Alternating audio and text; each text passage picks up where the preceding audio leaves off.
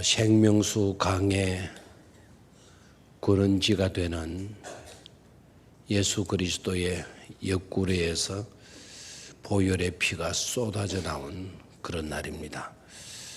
구약 성경을 보면 야곱의 허리에서 이스라엘이 나오도다 라는 말이 있어요. 우리는 예수 그리스도의 옆구리에서 솟구쳐 흐르는 예수 그리스도의 피가 생명수 강의 바로 그 근원지가 된다 하는 것을 깨닫기를 축원합니다.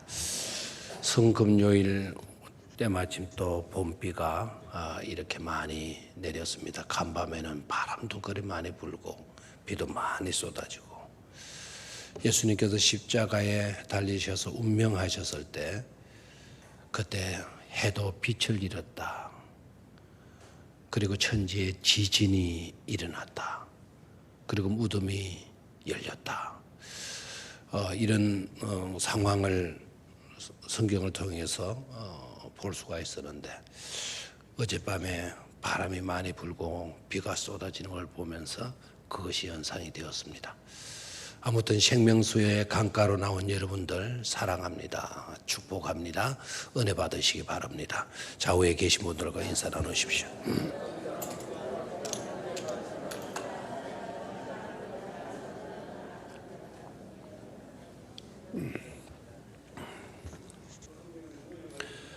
왜 이날을 성금요일이라 하냐면 예수님께서 십자가에 달려져서 죽으셨기 때문입니다.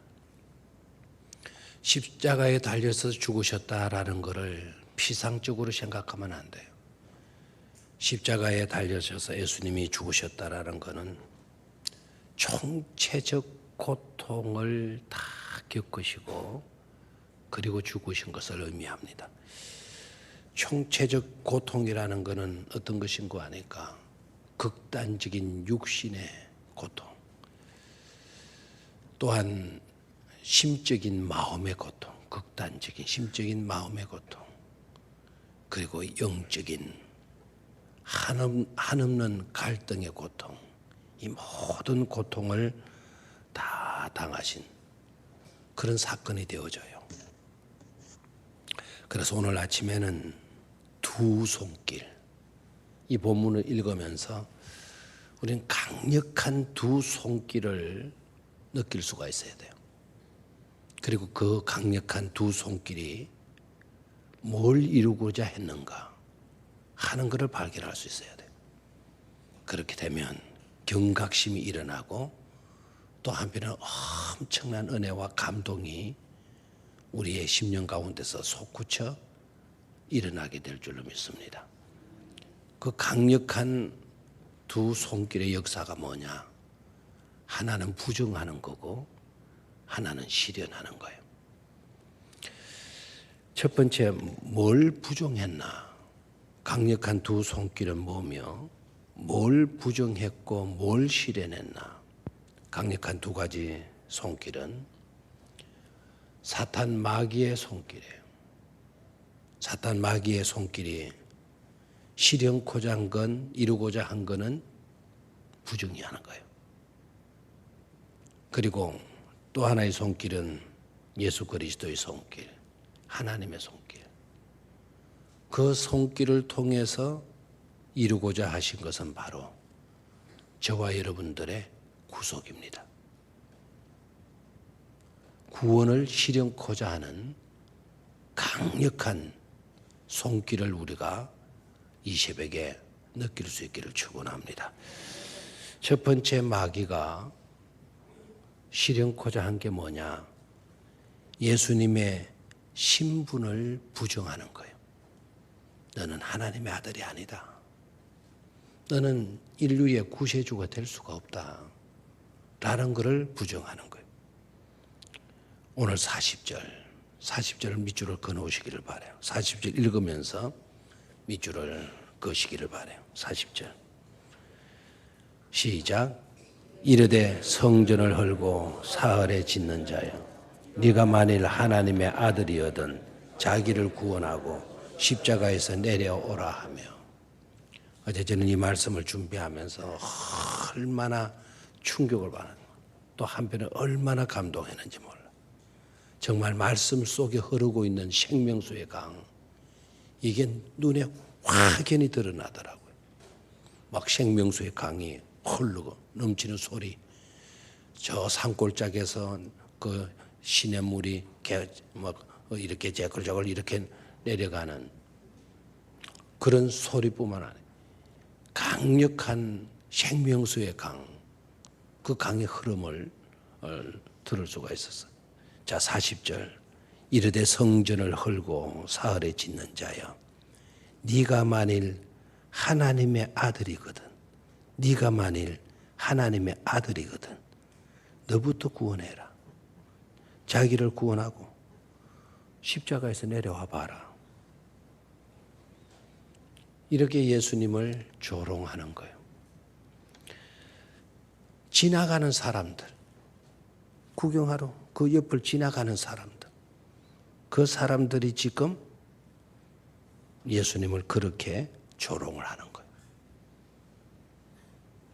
그런데 예수님은 그런 비난, 그런 조롱의 말, 그런 멸시의 말을 들으시고는 어떤 행동도 하지 않아요. 침묵하시고 계세요. 그리고 예수님의 십자가 좌우 양편에는 두 강도들도 매달림을 당했어요. 두 강도들도 처형을 하고 있어요. 37절. 그 머리 위에 이는 유대인의 왕 예수라 쓴 제패를 붙였더라. 38절. 이때에 예수와 함께 강도 둘이 십자가에 못 박히니 하나는 우편에 하나는 좌편에 있더라. 기준점을 누구에게 두고 우편 좌편하는 겁니까? 예수님의 십자가를 두고 우편 좌편으로 두 강도를 처형했어요. 이것도 여러분 상징적으로 그냥 예수님을 가운데 세우고 양옆에 두 강도들을 매단 게 아니고 이 사건 자체가 예수님을 멸시하는 거예요. 네가 하나님의 아들이라고 그랬지? 하나님의 아들이기는커녕 강도들 가운데 있는 너다. 강도들과 다를 바가 없는 너다. 어떻게 보면 두 강도들도 흉악범들이지만은 그 흉악범들 가운데 네가 있다. 흉악범 중에 네가 최고로 흉악범이라는 걸 알아야 된다. 그리고 그와 같은 것을 거기에 모인 무리들에게 간접적으로 나타내고 있는 것입니다. 그리고 예수님의 십자가 위에는 유대인의 왕이라고 하는 제패를 붙여 놓았다 그랬죠. 예수님이 십자가에 달린 그 위에 유대인의 왕. 그리고 예수님의 머리에는 가시멜류관을 씌웠다 이렇게 되어져 있어요. 이것도요 굉장히 가슴 찢어지는 모독이 아닐 수가 없어요. 그러면서 밝히고 있죠. 네가 살아있을 때 자칭 유대인의 왕이라 했지 않냐. 유대인의 왕이면 왕가를 써야 되지 않냐. 그래 내가 네가 쓸 왕관 여기에 있다. 그렇게 하면서 왕관을 씌워준 게 아니라 가시멜류관을 씌운 겁니다. 생각해봐요. 이는 실로 견딜 수 없는 모욕, 극단적인 멸시가 아닐 수가 없어요. 왜 이들은 이런 짓들을 하는 것입니까? 이유가 뭘까요? 꼭 이래야만 되는 것입니까? 그냥 예수를 가만히 죽여버려도 되는 것 아닙니까? 왜 이런 짓들을 하는 거 하니까 그것은 예수님의 신분을 부정해버려야 돼요. 예수님이 하나님의 아들이라 그랬으니까. 그리고 수많은 이적과 기적을 통해서 그와 같은 것이 거의 입증되다시피 해서 그래 이렇게 하지 않으면 그걸 꺾어놓지 않으면 마귀는 견딜 수가 없는 거예요. 그래서 마귀도 최후 발악을 하고 있는 것이다 볼 수가 있습니다. 그런데 이상한 것은 왜 예수님은 그와 같은 극악하고 극단적인 조롱과 멸시, 무시를 당하면서도 침묵으로 일관하시고 계시는가? 침묵의 이유가 뭔가? 오늘 세 가지를 말씀을 드릴 건데요. 세 가지 그 부정코자 하는 사탄의 그와 같은 전략 안에서 예수님은 침묵으로 일관을 하셔요. 그 이유가 뭘까? 거기에 대해서 쉽게 우리가 대답하기 이전에 이사야 53장 7절 말씀을 우리 함께 보도록 하겠어요. 화면이 띄울 거니까 기록했다가 나중에 집에 가서 읽으시면 좋겠어요. 시작. 그가 곤욕을 당하여 괴로울 때에도 그의 입을 열지 아니하였으며 마치 도수장으로 끌려가는 어린 양과 털 깎는 자 앞에 잠잠한 양같이 그의 입을 열지 아니하였도다. 잘 생각. 그가 곤욕을 당하여 괴로울 때도 예수님은 신이시니까 그런 곤욕을 당해도 하나도 안 아플 수가 있었던 거야. 그런 게 아니죠. 우리가 똑같은 육을 가지셨기 때문에 우리가 겪는 그와 같은 똑같은 괴로움을 다 당하셨다는 것. 곤욕을 당하여 괴로울 때에도 그의 입을 열지 아니하였으며 마치 도수장으로 끌려가는 어린 양과 털 깎는 자 앞에서 잠잠한 양같이 아무런 힘을 발휘하지 않아 너무 매겁고 힘없는 그와 같은 자같이 그의 입을 마지 아니하였도다 열지 아니하였도다. 그런 말 했다는 겁니까? 침묵하셨다는 거죠. 여러분 이유를 짐작할 수 있겠습니까? 옛날 옛적에 우리 예수님 태어나시기도 전 그것도 700년 전에 이사야가 미리부터 벌써부터 예수님께서 억울한 곤욕을 당하여도 그렇게 침묵하실 것을 예언해 놓았다는 사실이에요. 700년 뒤에 일어날 사건. 이사야가 어떻게 알고 이렇게 예언을 하는 겁니까? 정확하게 예언을 하는 겁니까? 실로 놀랍지 않을 수가 없습니다. 그러나 여러분 더 중요한 더 놀라운 이유를 깨달아야 돼요. 한마디로 왜 예수님께서 그런 멸시와 조롱을 받으시면서도 침묵하셨나? 자리 이동, 위치 이동, 우리들의 신분 변화, 그걸 이루시기 위함에 있었다라는 것을 깨닫기를 축원합니다. 예수님 자신은 죄인의 자리에 내려가시고 그리고 죄인이 받아야 할 모든 고초를 홀로 담당하시고 죄인인 저와 여러분들, 죄에 빠진 우리 모두는 하나님의 자녀의 자리로 올려놓아 주시기 위함이었다 하는 것입니다. 위치 이동, 자리 이동, 신분 변경, 이 은혜를 우리는 이 성금요일 날 분명히 확신할 수 있어야 될 줄로 믿습니다. 생명수의 강가로 왜 나왔습니까? 생명수의 강가로 나왔다면 우리 성도님들이 꼭 이 은혜를 가슴에 간직하는 자가 되어야 될 줄로 믿습니다. 두 번째, 예수님의 사역에 대한 방해입니다. 예수님의 사역을 부정하기 위한 강력한 마귀의 손길, 그걸 볼 수 있어야 합니다. 이제 40절로 내려갑니다. 40절 다시 한번 봅니다. 시작.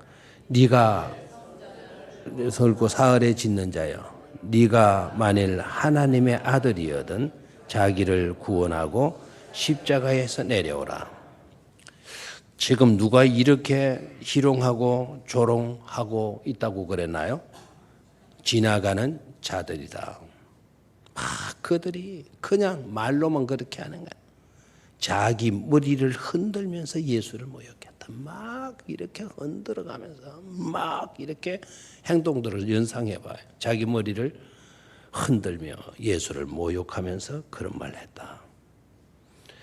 그리고 41절 보면 대제사장 서기관들도 동조를 했다. 그리고 42절로 내려가 봐요. 41절 밑줄을 긋습니다. 42절 시작. 그가 남을 구원하였으되 자기는 구원할 수 없도다. 그는 이스라엘의 왕이로다. 지금 십자가에서 내려올지어다. 그리하면 우리가 믿겠노라.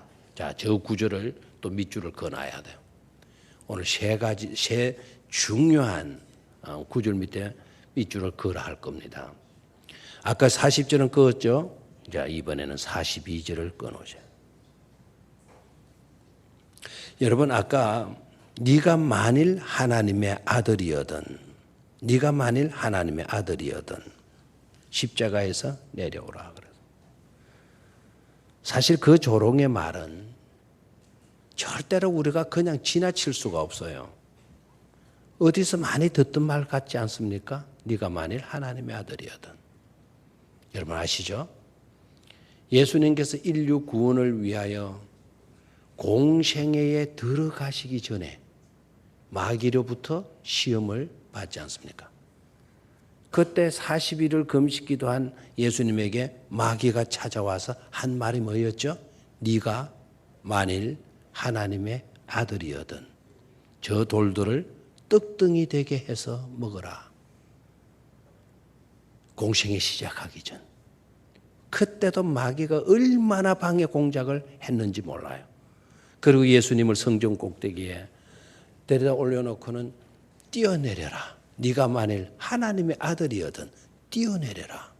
뛰어내려도 성경에 기록하기를 천사들이 발 하나 꿈치지 않도록 천사들이 받아준다고 그랬지 않았느냐. 네가 만일 하나님의 아들이거든 뛰어내려라.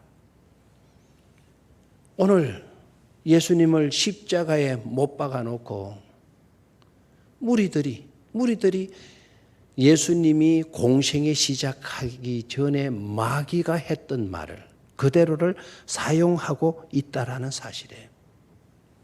그 말을 3년이 지난 그 말을 지금 지나가는 사람들이 공공연하게 그리고 대제사장과 서기관들이 공공연하게 그런 말을 하고 있는 것을 볼 수가 있어요. 그만큼 여러분 경각심을 가져야 될 것은 마귀는 사람들 가운데 끊임없이 역사하고 있다라는 사실이에요. 그래서 베드로 사도도 예수님도 우리에게 당부했죠.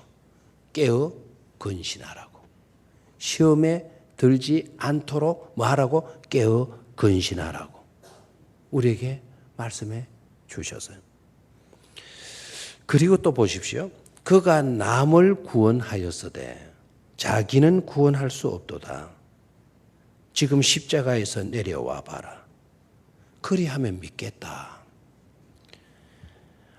너무나도 중요한 말을 해요. 자기들이 지금 믿겠다라는 거예요. 믿겠다. 예수님이 내려와 보시기만 하면 자기들이 믿겠다라는 거예요. 그런데 이 정도 되면 정말 너희들 믿을래? 나 너희들에게 믿게 하기 위해서 내가 이 땅에 왔단다. 너 지금 믿는다 그랬지? 약속했지? 그럼 내려와 주셔야 되는데 그런데 예수님은 그렇게 하시지를 않아요. 여전히 침묵한 상태. 여전히 힘없어서 능력 없어서 내려오실 수 없는 그런 자인 것처럼 십자가의 그 고통을 그대로 겪고 계시죠. 왜 우리 주님께서 그렇게 침묵하고 계셨을까요? 아니 능력이 없어서 그러셨겠어요? 하나님의 아들이 아니었기 때문에 그랬겠어요? 아니면 십자가의 고통이 당해보니까 별로 심각하지 않고 참을만 해서 그렇게 계셨었겠어요? 그게 아니죠. 지금 저들은요, 예수님의 능력을 부정하고 있는 겁니다. 그리고 예수님의 능력을 부정해버려야 돼요. 교묘하게 믿겠다라고 하는 믿음을 빙자하면서까지 예수님을 십자가에서 내려오도록 하고 있는 거죠. 여기에서 여러분 아주 중요한 메시지를 발견할 수 있어야 돼요. 강력하게 움직이는 또 하나의 손길, 그 예수님의 손길. 침묵으로 일관하고 계시는 주님을 통해서 우리는 놀라운 메시지를 발견할 수 있어야 합니다. 그게 바로 뭐냐? 십자가를 지시는 것, 십자가에 달려 죽으시는 것은 여러분 예수님께서 하셔야 할 가장 중요한 사역이고 사명이다라는 사실을 깨달아야 돼요. 십자가를 져도 되고 안 져도 되고 십자가에 달려서 죽으셔도 되고 안 죽으셔도 되는 그런 사건이 아니라 예수님께서 반드시 십자가에 달려 죽으셔야 하는 그 중요한 사명을 예수님은 갖고 계신 거예요. 이미 능력의 문제라는 것은 아까도 말씀을 드렸지만 이때까지 예수님이 행하신 일들 속에서 예수님은 능력 있는 자이다라는 건 다 입증이 되었어요. 병을 고쳐주었잖아요. 풍랑을 잠재웠잖아요. 물 위로 걸으셨잖아요. 수많은 이적들 다 행하셨잖아요. 오병이어의 이적들도 다 행하셨잖아요. 그것들이 다 귀할지라도 이 사역만큼은 아니다. 예수님이 십자가에 죽으시는 이 일만큼 중요한 것은 아니다라는 거예요. 십자가를 지시지 않으면 인류의 구원은 없습니다. 그걸 사탄은 알고 있기 때문에 이렇게 가진 수단과 방법을 다 동원해서 의도적으로 예수님의 십자가를 막고자 하는 것입니다. 그리고 또한 교묘한 사탄의 술수를 또 한번 보십시오. 십자가에 내려와 봐라. 네가 하나님의 아들 맞으면 내려와 봐라. 네가 능력자라면 내려와 봐라. 그러면 우리가 뭐 하겠다 그랬어요? 믿겠다 그랬어요. 자, 너무 중요한 말이죠. 믿겠다. 자, 그래서 예수님께서 정말 그랬냐? 그럼 내가 내려갈게. 만약 예수님께서 그렇게 하셨다면 어떻게 되는 것입니까? 그렇다면 여러분, 예수님이 하나님의 아들이라는 것이 입증되는 것이 아니고 그렇다면 사탄의 뜻이 이루어지게 되는 것이고 하나님의 뜻은 망가지고 마는 것입니다. 주님께서 여러분 가르쳐 주신 기도 가운데 이런 기도문 아시죠? 뜻이 하늘에서 이룬 것 같이 땅에서도 이루어지이다. 뜻이 하늘에서 이룬 것 같이 땅에서도 이루어지어다. 여러분 이 기도문의 내용이 뭔 것 같아요? 뜻이 하늘에서 이루어졌다라는 것은 뭐며 땅에서도 이루어지다라고 우리가 기도해야 되는데 땅에서 이루어지는 것은 바로 또 뭘까요? 우리가 기도해야 할 땅에서 이루어지도록 기도해야 할 그 내용은 무엇일까요? 그것은 이미 하나님의 나라에서는 예수를 통해서 인류 구원을 위한 십자가의 죽으심. 그게 하나님의 나라에서 이미 결정이 되었다라는 거예요. 그리고 실현했다는 거예요. 시행했다는 거예요. 그래서 예수님을 내보내셨잖아요. 이 땅으로. 그렇다면 땅에서 이루어지다라고 하는 이것은 땅에 이루어져야 할 그 일은 바로 뭡니까? 예수님께서 이 땅에 오셔서 우리를 위하여 십자가를 지고 죽으시는 것이, 피 흘려 죽으시는 것이죠. 그래서 예수님께서 그 뜻이 땅에서도 이루어지기 위하여 묵묵히 십자가에 달려 주셨다라는 것입니다. 크게 좀 아멘을 하세요. 그러니까 이것은 예수님이 십자가에서 내려오셔서 해결될 문제가 아니라 예수님께서 십자가에 달려서 해결된 문제였음을 깨닫게 되는 거죠. 그리고 또 보십시오. 지금 십자가에서 내려올지어다. 그리하면 믿겠노라. 여러분 어떻게 들립니까? 저도 참 그렇게 조롱하고 막 큰 소리하고 야단들 한다면 딱 한번 내려오면 얼마나 좋겠나. 언뜻 듣기에는 그거 괜찮을 이야기다. 저들이 믿겠다고 그랬으니까 그렇게도 느껴져요. 그런데 조금만 여러분 더 묵상하면서 더 깊이 한번 사고해 보십시오. 예수님의 십자가는 하나님께서 죄에 빠진 인류 구원을 위한 최고의 방편 아닙니까? 그 길밖에 없는 겁니다. 예수님의 십자가가 아니고서는 그 누구도 구원받을 수 없습니다. 그런데 그 십자가에서 내려오면 믿겠다고? 내려오면 뭘 믿겠다는 겁니까? 이미 구원은 물 건너 가버리는 것이 되어지는데 말도 안 되는 이야기를 하고 있는 것이죠. 말도 안 되는 이야기를 왜 하는가 하면 마귀는 어떻게 하든 인간을 미혹하고 망하게 하려는데 목적을 두고 있기 때문이라는 것. 경각심을 가져야 돼요. 이렇게 해도 예수님께서 십자가에서 내려오시지 않으니까 이제는 예수님의 능력을 부정하고 나오는 것입니다. 42절을 다시 읽도록 하겠어요. 시작. 그가 남을 구원하였으되 자기는 구원할 수 없도다. 그가 이스라엘의 왕이로다. 지금 십자가에서 내려올지어다. 그리하면 우리가 뭐하기는 믿겠노라. 앞에 말을 잘 봐요. 그가 남은 구원하였으되 자기는 구원할 수 없도다. 딱 단정을 내려버렸어요. 남은 그렇게 많이 고쳐주고 뭐 살려주고 먹여주고 씻어주고 뭐 다 했는데 정작 자기는 구원할 수 없도다. 이렇게 놀리는 거예요. 능력을 부정당할 때 여러분 그 고통도 말도 못하는 고통 아니겠습니까? 무능한 사람으로 취급받는 거. 니까지 뭘 할 수 있다고 그래? 얼마나 자존심 상하게 하는 뼈아픈 말입니까?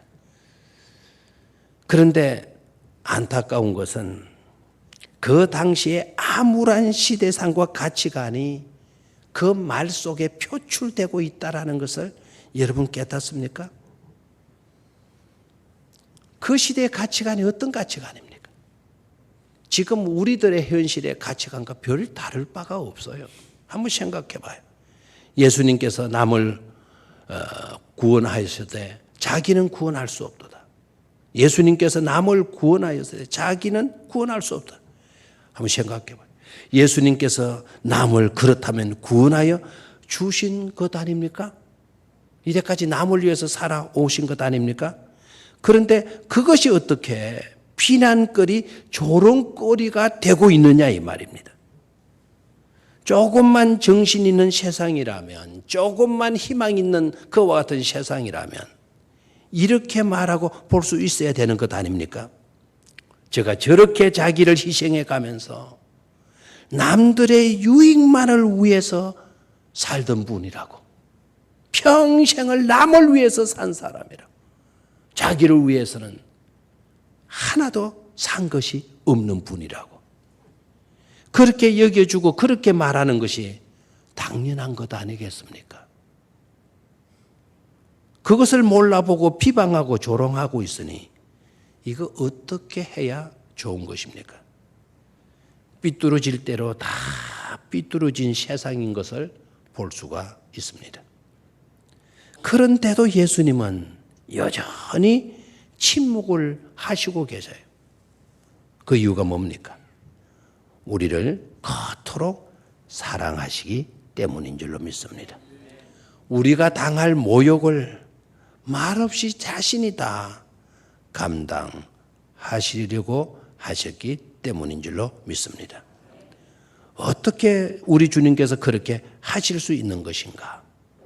여기서 명확한 해답을 가져야 돼요.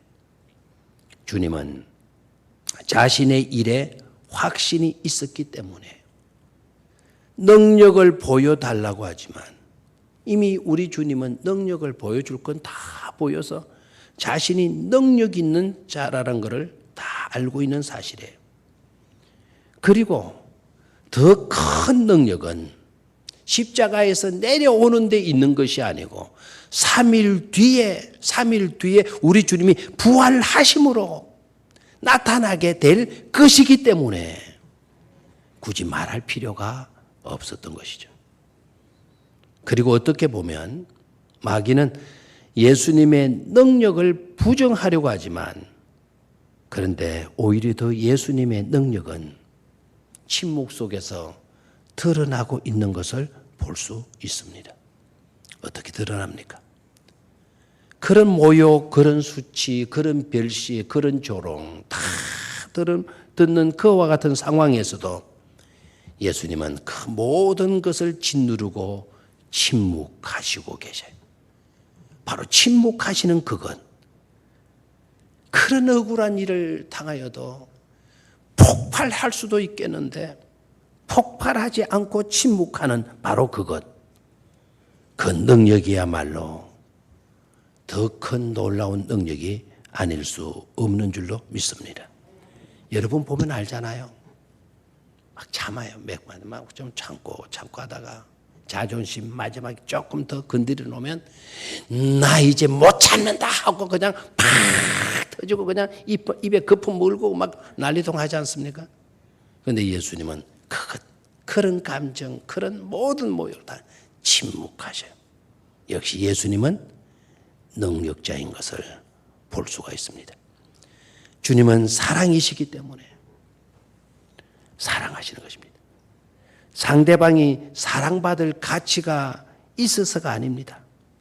상대방의 반응이 좋게 나오니까 사랑하시는 것도 아닙니다. 상대방의 반응이 전혀 없고 냉정하게 대하고 무시하고 멸시한다 하더라도 주님은 사랑 자체이기 때문에 또 그와 같은 자들까지도 사랑할 수 있는 능력자이기 때문에 끝까지 자기의 사람을 사랑하시니라. 사랑하시는 줄로 믿습니다. 진짜 사랑이 뭐겠습니까? 상대방이 어떻게 나오든 상관하지 않고 사랑하는 것. 내 능력이 무시당하고 내 호의가 무시당하고 내가 그에게 베풀어줬던 모든 은혜가 소멸되어지는 한이 있더라도 끝까지 사랑하는 그것이 바로 진짜 사랑인 줄로 믿습니다. 저가 남은 구원하였으되 자기는 구원할 수 없도다. 저는 남은 구원, 자기는 구원할 수 없다. 그 꼴을 봐라. 그런 자가 무슨 능력자이냐 라고 하는 조롱은 남의 유익을 구하기 전 자기 유익부터 챙겨야 한다는 세상 논리가 아니겠어요? 그런데 하나님의 논리는 뭘까요? 자기를 희생해서라도 남을 구해야 한다. 그리고 구해 주었다고 보상을 기대하는 것이 아니다.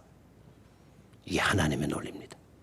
생명수의 강가로 나온 우리 성도님들은 마귀의 달콤한 유혹에 넘어가지 말고 하늘 가치관으로 성숙될 수 있기를 주의 이름으로 축원합니다. 마지막 세 번째로 시간이 너무 갔네요. 하나님과의 관계를 파괴하는 부정이에요. 다 같이 따라해요. 하나님의 관계를 부정하는 것이다. 43절을 같이 읽습니다. 43절. 빨리 읽으십시다. 시작.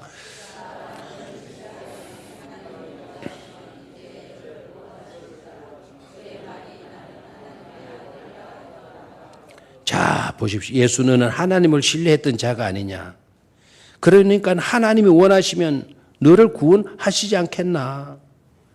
너는 하나님의 아들이라고 분명히 말을 했지 않냐. 와, 이렇게 조롱하는 거예요. 이렇게. 그런데도 너를 구원하고 있지 않은 걸 보면 너와 하나님과는 상관이 없는 것 아니냐. 너를 진짜 사랑하고 있다. 사랑하는 하나님이 아버지고 네가 그 아버지 아들이라면 네가 이렇게 십자가에 못 박혀서 고통을 당하는데 왜 가만히 있겠냐. 속히 구해줘야 되는 것 아니냐. 그런데도 안 구하고 있지 않냐. 하나님이 너를 버린 거다. 아니면 하나님은 너에게 관심조차도 없고 네 혼자 하나님을 짝사랑한 것이 지나지 않는다.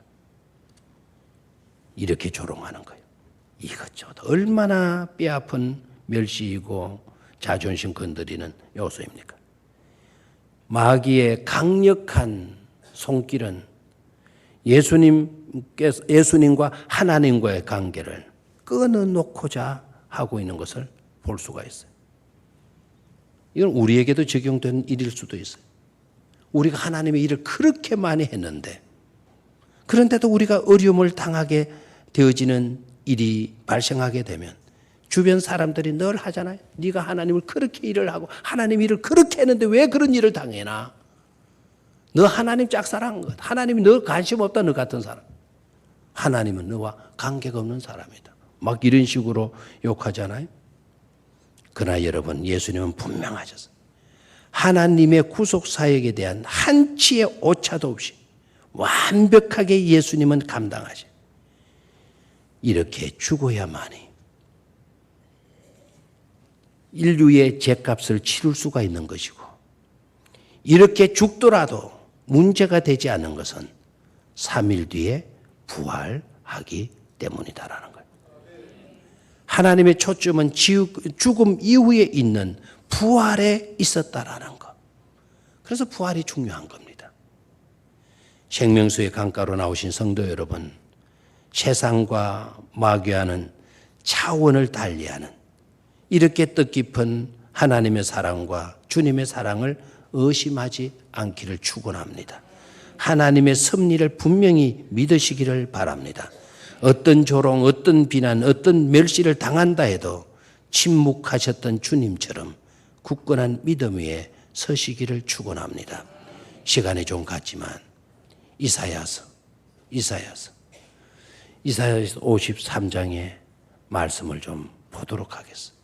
이사야 53장 5절. 이사야 53장. 예수님이 왜 찔렸고 왜 침묵하시고 하시는지. 시작. 그가 찔림은 우리의 허물 때문이요 그가 상함은 우리의 죄악 때문이라. 그가 징계를 받음으로 우리는 평화를 누리고 그가 채찍에 맞음으로 우리는 나음을 받았도다. 아멘. 찔려 주셔야만이 우리의 죄 문제가 해결되고, 우리 주님이 그런 조롱과 그런 아픔과 그런 고난을 당하셔야만이 우리가 평화를 누리고 힐링, 치료될 수 있기 때문이라는 거예요. 4절을 보겠어요. 4절. 시작. 그는 실로 우리의 질고를 지고 우리의 슬픔을 당하였거늘 우리는 생각하기를 그는 징벌을 받아 하나님께 맞으며 고난을 당한다 하였노라. 마귀가 이 점을 노리거나, 너 하나님의 아들 맞냐? 맞으면 왜 네 아버지가 맞으면 구해줘야지 왜 이렇게 너를 가만히 놔두느냐? 아주 뼈아파. 이미 이사야는 700년 전에 700년 뒤에 일어날 상황을 저렇게 상세하게 예언하고 있어요. 하나님의 감동으로 비롯된 것 아니겠어요? 6절을 봅니다. 6절. 시작. 우리는 다 양 같아서 그릇 행하며 각기 제 길로 갔거늘 여호와께서는 우리 모두의 죄악을 그에게 담당시키셨도다. 저게 하나님의 뜻이었어. 우리 주님은 하나님의 뜻을 알고 계셨어요. 내가 모든 죄악을 담당해야 될 존재라는 것. 그래서 묵묵히 저 길을 걸어가신 겁니다. 웬 말입니까? 웬 은혜입니까? 바로 나 때문에, 바로 우리 때문에. 오늘 바로 성금요일입니다. 기도하십시다.